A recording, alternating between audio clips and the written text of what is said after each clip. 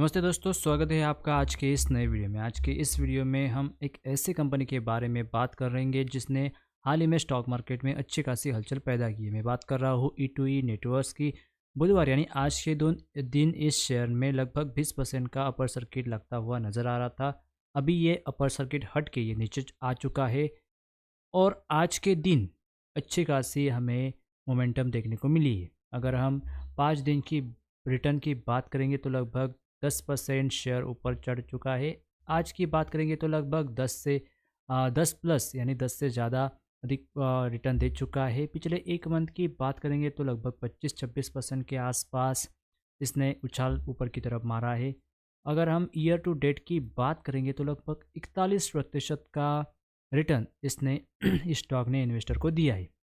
अगर पिछले एक साल की बात करेंगे तो 41% का रिटर्न इसने पिछले एक साल में इन्वेस्टर को दिया है। अगर 5 साल की बात करें तो एक बड़ा नंबर यानी 1863 यानी 1900 के समथिंग इसने रिटर्न दे चुकी है। यानी एक अच्छा खासा 5 साल में इन्वेस्टर को रिटर्न दिया है। मैक्सिमम की बात करेंगे तो ये भी वही है।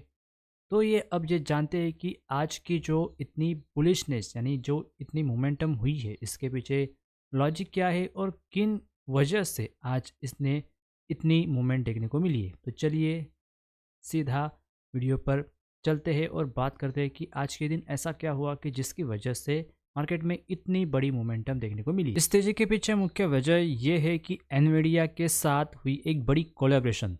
एनवीडिया दुनिया की सबसे बड़ी चिप मेकर कंपनी में से एक है और एआई के क्षेत्र में उसका काफ़ी मजबूत पोजीशन है। भारत में एआई की डिमांड तेजी से बढ़ रही है, खासकर स्टार्टअप और डेवलपर्स के बीच। इसी बढ़ती डिमांड को देखते हुए एनवीडिया ने भारत के कुछ नेक्स्ट जनरेशन क्लाउड प्रोवाइडर्स के साथ पार्टनरशिप की है और E2E नेटवर्क्स उनमें से एक है। बेसिकली एनवीडिया भारत को एआई इनोवेशन के लिए एक इम्पोर्टेंट हब के रूप में देख रहा था, क्योंकि यहाँ टैलेंट बेस और डेवलपर्स इकोसिस्टम काफ़ी बड़ा है।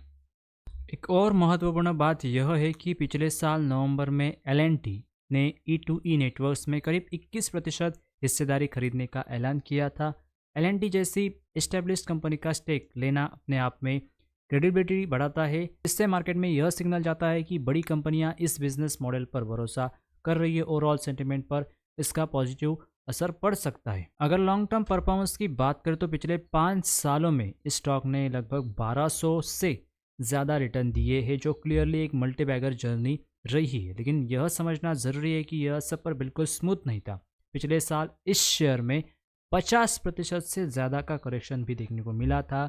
एआई और हाई ग्रोथ टेक्नोलॉजी सेक्टर में पोटेंशियल बहुत बड़ा होता है, लेकिन उसके साथ साथ वॉलेटिलिटी और रिस्क भी उतना ही ज़्यादा होता है। इसलिए सिर्फ पास्ट रिटर्न देखकर डिसीजन लेना हमेशा सही अप्रोच नहीं होता। सिर्फ E2E नेटवर्क्स ने बल्कि एनवीडिया के एक और पार्टनर्स नेटवेव टेक्नोलॉजी के शेयर में भी लगभग आज 14% की तेजी देखने को मिली है। इससे ओवरऑल यह समझ आता है कि मार्केट फिलहाल भारत के एआई इंफ्रास्ट्रक्चर इकोसिस्टम को लेकर काफ़ी ऑप्टिमिस्टिक है।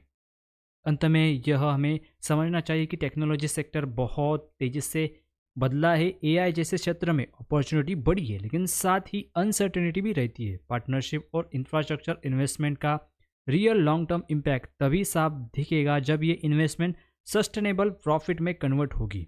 इसलिए किसी भी स्टॉक को देखते समय एक्साइटमेंट के साथ साथ डाटा और रिस्क दोनों को समझना बहुत ज़रूरी है। टाइमिंग के साथ यह साफ होगा कि स्ट्रैटेजिक कदम कंपनी को लॉन्ग टर्म में किस दिशा में ले जाते हैं। उम्मीद है आपको यह वीडियो काफ़ी इन्फॉर्मेटिव वैल्यूएबल लगी तो चैनल को सब्सक्राइब, वीडियो को लाइक और अपने दोस्तों के साथ शेयर करें ताकि यह जानकारी ज़्यादा से ज़्यादा लोगों तक पहुंच सके।